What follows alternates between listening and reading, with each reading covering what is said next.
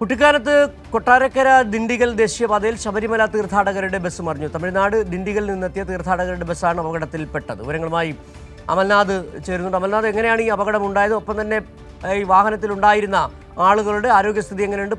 ആരുടെയെങ്കിലും പരിക്ക് ഗുരുതരമാണോ? സിജു, കുട്ടിക്കാനത്തിനും വളഞ്ഞങ്ങാനത്തിനും ഇടയിലെ ദേശീയപാതയിലാണ് ശബരിമല തീർത്ഥാടകരുടെ വാഹനം മറിഞ്ഞ് 10ഓളം പേർക്ക് പരിക്കേറ്റിരിക്കുന്നത്.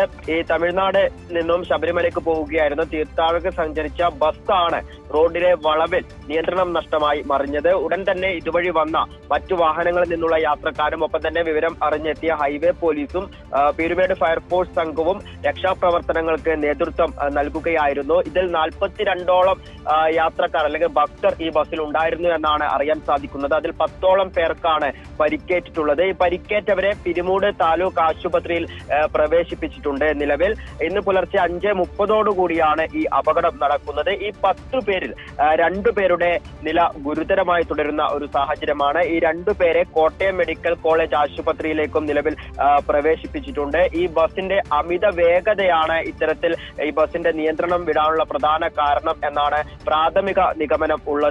നിലവിൽ 42 പേരിൽ 10 പേർക്കാണ് അപകടം അല്ലെങ്കിൽ പരിക്ക് സംഭവിച്ചിരിക്കുന്നത്.